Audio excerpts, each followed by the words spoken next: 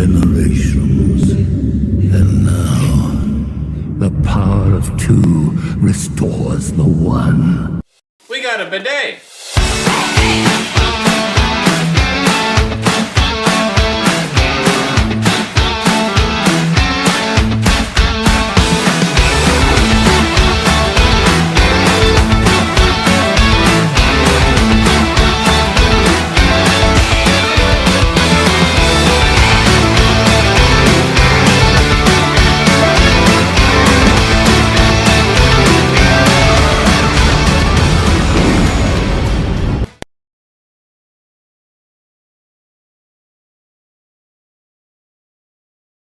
Hey everybody, and welcome back for another video. In today's video, we are talking about War of the Rohirrim. This is the latest Lord of the Rings movie that has hit theaters.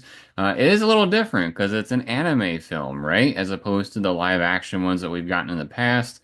Of course, we have the regular trilogy with Fellowship, Towers, and King. And then we had the Hobbit trilogy.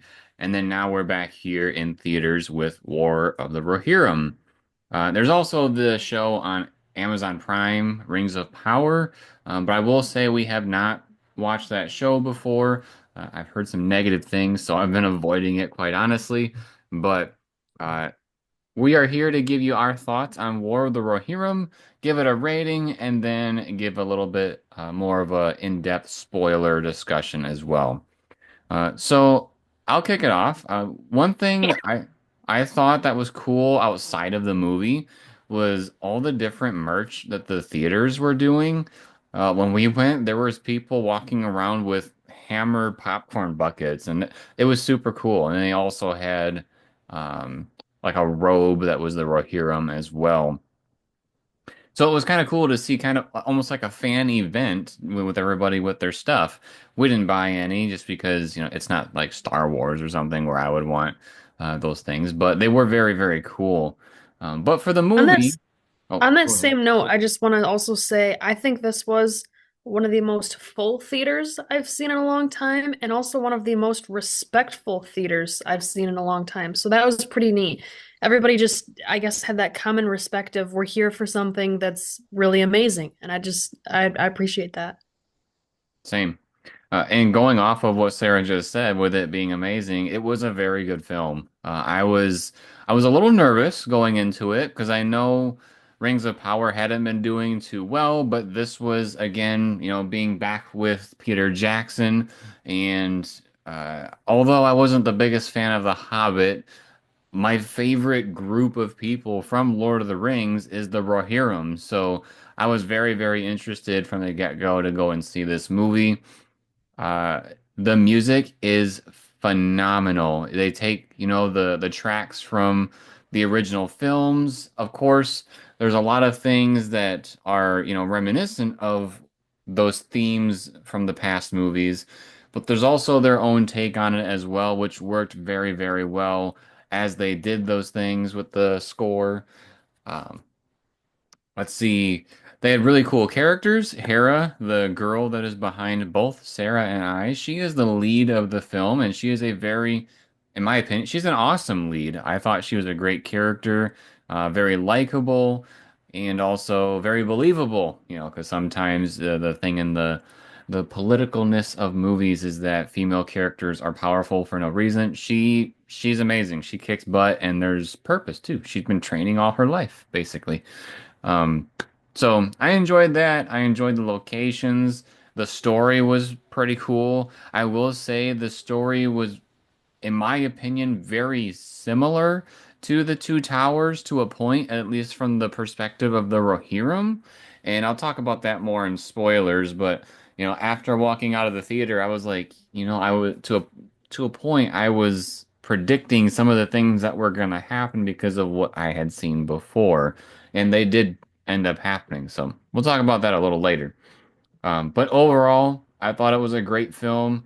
If you're a Lord of the Rings fan, check it out. Even if you're nervous about the anime portion of it, like they do not hold back. This is still a straight up Lord of the Rings movie. There is still, PG-13 type gore, there's blood, there's unexpected twists and turns where I was surprised to see certain characters die, and it was great, quite honestly. Oh, and like one of the things I really liked was when they blew the horn of Rohan, and well, any horn really, because there's a couple of different ones in this movie. We felt it in our seat. Like it almost felt like we were there at the battle, and it was really cool. So, A plus to the music and sound design as well. So, what do you think, Sarah? I also really enjoyed this film. I've seen all of the Lord of the Rings films, at least I think I have, but it's been quite a while, so I don't necessarily remember Did we watch The the whole Hobbit plot. together?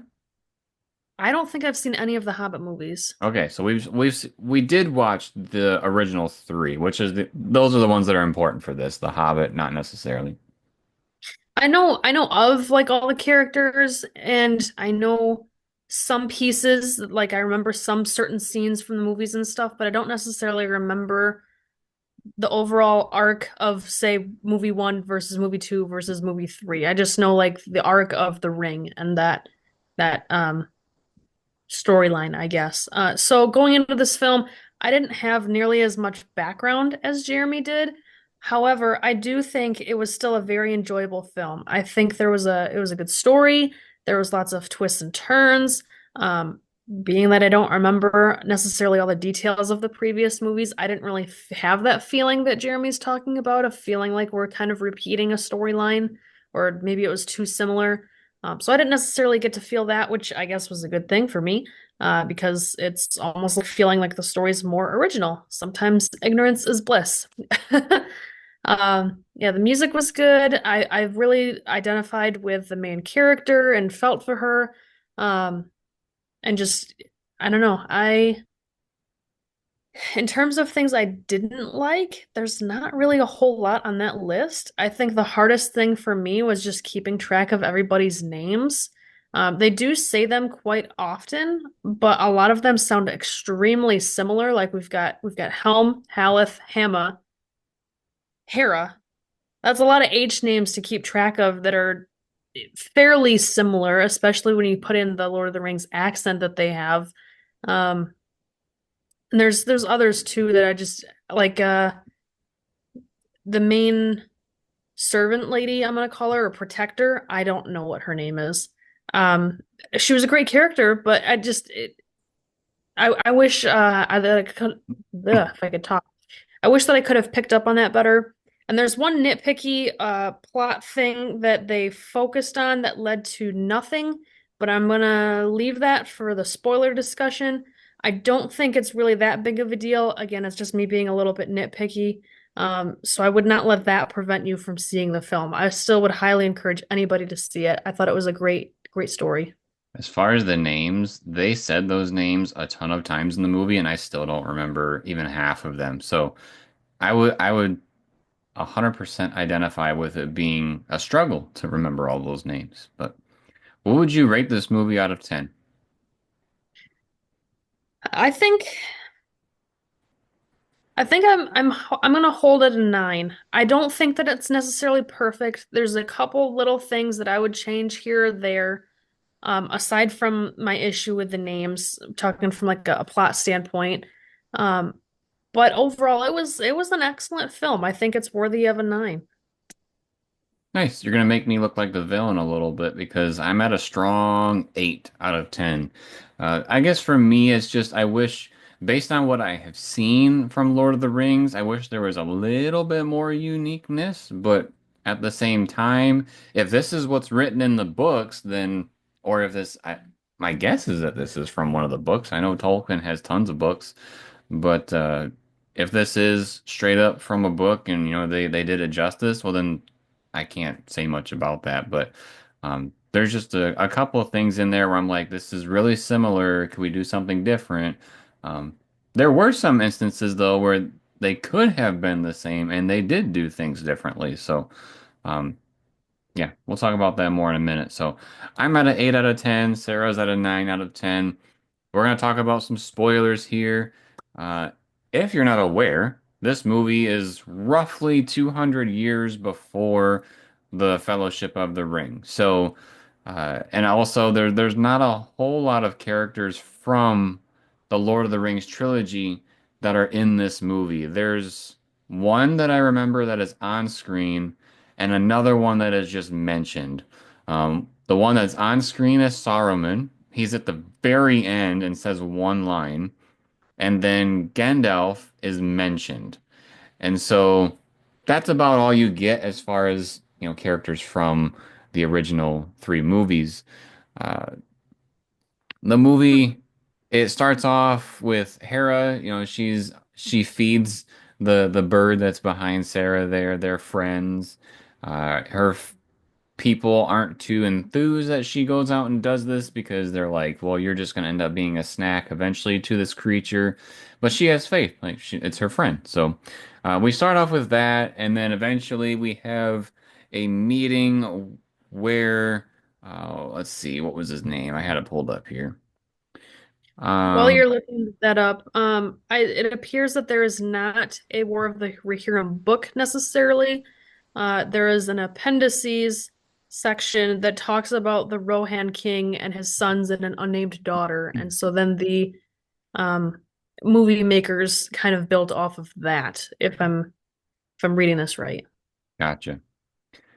So one night, a guy named Freka, he is a Dunlending lord, and he is bringing his son Wolf to approach Helm, which is the king of Rohan. And what they want to do is they want to have Wolf marry Hera. That way that their families can be, together. And Freka is very upset finding out that Hera is actually positioned to be marrying somebody from Gondor. And this, like I said, really upsets him.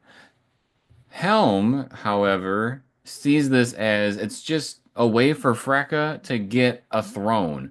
Freka doesn't have much of anything, and so this is kind of like an easy way to weasel his way into some power, if he wanted to. Now, needless to say, it's not just like Freka is showing up on the doorstep and is like, marry my son that, your daughter has never met before and we're just going to have them marry and they have to deal with it. That's not the case. Hera and Wolf, which is the son, they have known each other since they were very young. In fact, Wolf has a scar on his eye, and that was actually from Hera. They were playing with swords and she cut his eye at one point on accident. And so they definitely know each other. However, Hera actually has friend zoned Wolf quite a bit because he even talks to her when, the dads are out of the room, so to speak, saying like, "Hey, do you despise me?" kind of a thing. Why wouldn't you marry me? And she just doesn't want to marry him. She does not see him in that way and doesn't have feelings for him. So, I don't think she wants to marry anyone. She wants to be a free spirit. right. And so Helm and Freka decide to take this outside and have a little fist fight. And even though Freka lands a couple of punches on Helm, Helm does one punch and kills Freka. And this is what kind of sets the story in motion because Wolf's dad has now died, even though Helm didn't mean to do that. And so now the rest of the movie is kind of like, how can Wolf get back at the Rohirrim, especially because not only did his dad die, but Hera rejected him. And so he wants to get back at her too. And so the rest of the movie, we get little bits of exposition type things where characters are doing some, random things together. We see some creatures from the original trilogy. The elephants, they show up back again they end up being part of Wolf's army as there's a little uh, them being united together, those two people. We also When see an she, octopus character. yeah, when she fed the elephant thing to the octopus thing, and then she got kidnapped, she dropped like I want to say kaleidoscope. That's not the right word. It was like a thing of binoculars, right? She dropped something like that, and they focused on it, and so I was like, "Oh, is that how her friends are gonna know that she got taken?" But then we never saw them like pick it up or find it or anything. It was like she dropped it and it meant nothing. And say they did use a binocular thing to see her at the camp. I don't recall if that was it or what, but Yeah. So yeah, That was my nitpicky thing that I was like, well, why did we focus on that? And then it didn't really go anywhere. so through some fumbling around with, because like I said, we meet the elephant, we see the octopus character, and then like Sarah said, she gets kidnapped. Then Wolf's trying to talk to her again, but she gets bailed out by her people because a couple of them, go over. Which I was surprised because Wolf's camp is in Isengard, and this must be like the Isengard that I know is run by Saruman, and just maybe because he's not evil yet, maybe that's why he's not, overpowering it. If you know and you are someone that follows Lord of the Rings way more than I do, please let me know in the comments. I would love to know some clarity on that. But she's in Isengard, and then a couple of the people from Rohan come and bail her out. They run away. And then this leads to a big battle because Wolf gathers an army and marches to the city. I don't believe the city is. I forget what the city's called. There's a name for it, but basically where the main hall is for Rohan, and Helm meets him with the Rohirrim out in the middle of a battlefield. Turns out that was a diversion, and then they send in some, big elephants and people in to destroy the city. And needless to say, after this big battle, which was very cool, by the way, it causes the people of Rohan to retreat and they head towards Helm's Deep. Now, at this point, it is not called Helm's Deep. It is just a deep, basically. The reason why it ends up being called Helm's Deep is because he takes his people there and he does end up dying there. And so that ends up being named after him. But before we get too far away, there's also a nephew that Helm has, and this nephew is kind of arguing with Helm in a way on how to approach this situation, and Helm basically sends him off. And as this nephew is leaving, he says to Helm, whether you accept me or deny me, my sword is yours. Basically saying, he'll be loyal no matter what. So he's basically exiled for the time being. The people of Rohan go to Helm's Deep, and while they're sitting in Helm's Deep, Wolf does have his people show up. He slits the throat of one of Helm's kids right in front of him there, because when everybody was leaving the hall area, one of the sons stayed behind to try to distract Wolf and his crew, but they captured him and then brought him to Helm's Deep, slit his throat, made Helm very upset, and Wolf's army is building a siege tower, like right in front of him. And I don't understand how Helm's group just lets them out there. There's not very many of them working on this thing. So But you see, they fired an arrow to try to take one of them out, but it landed short, like they're too far away, so they don't have uh they can't reach anybody like with arrows or something. So they'd have to have some sort of cannon, but they're already low on supplies because they weren't planning on this. I would have had a march out there personally, but that's just me. I think Um, they just know that they're outnumbered and that'd be a death march. so then we learn some stuff about Helm's Deep itself. There's like a little sorceress witch lady that lives there.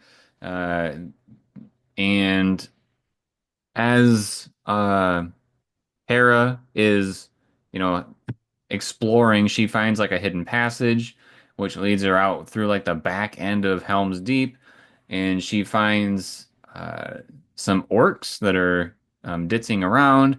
But more importantly, she also finds a big monstrous beast, and her dad is out there to help her take it out. And then I don't know how, like, I don't know why they couldn't backtrack through the way that she got there, but her and her dad, Hera and Helm, have to make it back to Helm's Deep. And so they run through Wolf's army, basically, that's making the siege tower.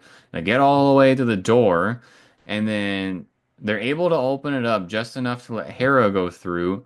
And then Helm decides, basically that he's going to shut the door and he's going to fend off whoever he can. And it's just I think they crazy. didn't go back. They didn't go back the way they came because when she went through that doorway to get to the tunnel to the outside, she couldn't get back into the main room. So she knew that she could get back in that tunnel, but she couldn't get back in the castle that way.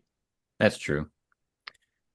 What's crazy about what happens to Helm is that even though he's fighting off all of these people from Wolf's army, he freezes to death. So it's not that he gets stabbed and killed, it's just that he's fighting so long that, it's winter time and he freezes to death. Um, so we got that. And then time goes by, and the people of Rohan really don't know what to do. And Hera comes up with an idea. She climbs the mountain to go find the bird that she's been talking to and sends the bird off on a mission with the some armor from the King of Rohan. The king's dead now, but she's sending this off somewhere. We don't know quite where yet. But eventually we find out it's going to that nephew that was banished. And so what Hera is hoping to do is that they can hold off this siege tower and Wolf long enough for the nephew to come back and then save the day. And so this siege tower gets built. They do drop it onto the top of Helm's Deep, and the people of Rohan set the end of it on fire. And Hera runs down the siege tower and basically goes to meet Wolf and challenges him to a one-on-one match where if Wolf loses, then they have to leave. Try to spill like she's trying to prevent as many casualties as possible. But what we learned from this movie is that Wolf doesn't play by the rules. So she gets the upper hand on him quite a bit. There's a couple of times where it looks like she could kill him, but she doesn't. Um, but basically, what this battle turns into is that they fight long enough for that nephew to show up. He comes down with the Rohirrim, slaughters a bunch of people. Wolf does end up dying in this battle, and then after the battle, they rebuild the city, and then all is good. I know that's a very, very quick description of what happened, but that is essentially what happened. Where I would make some comparisons to the Two Towers film. The Two Towers, there was somebody banished, and then when they really needed somebody to save the day, the Rohirrim showed up, which is the exact same thing that happened here. The main difference is that there was the one battle in like the middle of the movie, and then the battle towards the end was more like a 1v1 minus the Rohirrim showing up. So a little bit different, but at the same time, there's some similarities there. So um, that's why I think that it's very similar to the Two Towers. Like if you take out Frodo, Aragorn, Legolas, and Gimli, you take all those people out, and you just have what's going on with the Rohirrim. It's very similar to what's happening here. So. Uh, but that does not mean that this movie isn't good. Like I said, I gave it an 8, Sarah gave it a 9, so it was actually a very good film. Was there anything story-wise that you think was worth noting that I didn't? Um, I don't think so. The only other thing that really kind of tripped me up is when she was sending the bird out for help, and I didn't realize it until like the very, very end that it was for the cousin. But the cousin was banished because he wanted to ask help from Gondor, I think it was, and Helm said no. So I thought that she was going to send help to, or she was going to send a request for help to Gondor, but that's not what they said. And so it made it confusing for me at that time. I don't know if you got the same confusion as I did. I was just like, who's she asking for help? How do we know they're going to show up? Who are So these people? the reason why I don't think it was going to be Gondor was because I think the way that they get help from the Rohirrim I is thought they through were the lighting Rohirrim. fires. What? But aren't they the Rohirrim? Yes. So the way So they're that asking help from themselves? the way that Rohirrim asks Gondor for help is they light fires.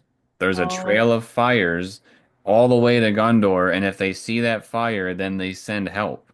Which I thought what was going to happen because in the Lord of the Rings movies, the leader of Rohan, when he's suggested to get help from Gondor, he says, "Where was Gondor when this happened? Where was Gondor when this happened?" Blah blah blah blah blah. Like all these instances where Gondor kind of bailed on them, and I thought that's what was going to happen here. Like they're going to send help to Gondor, they're going to send help to the nephew, and then Gondor didn't show up. I was expecting that to happen. That way there could be some, you know, reference to what he's talking about, but that never happened. Um, That because was I my believe only side note. because that's the way in Return of the King, the third film, that's how Gondor contacted Rohan, was they lit Mhm. the fires and then that got all the way to Rohan and then they brought in the cavalry to the big battle. So I gotcha. Um, yeah, so that was our little talk on War of the Rohirrim. Again, I know it's a very, very limited release, but if you can, go out and see it. It is very, very good. If not, definitely see it on streaming because it is worth your time, especially if you're someone that's watching Rings of Power, you don't like it. This is probably a good alternative for you because this was great. But if you enjoy this type of video, make sure to subscribe to the channel and turn on notifications. Drop us a like if you like the video, and drop us a comment letting us know your thoughts on War of the Rohirrim. And then, as always, everybody, thank you for watching. We'll see you next time.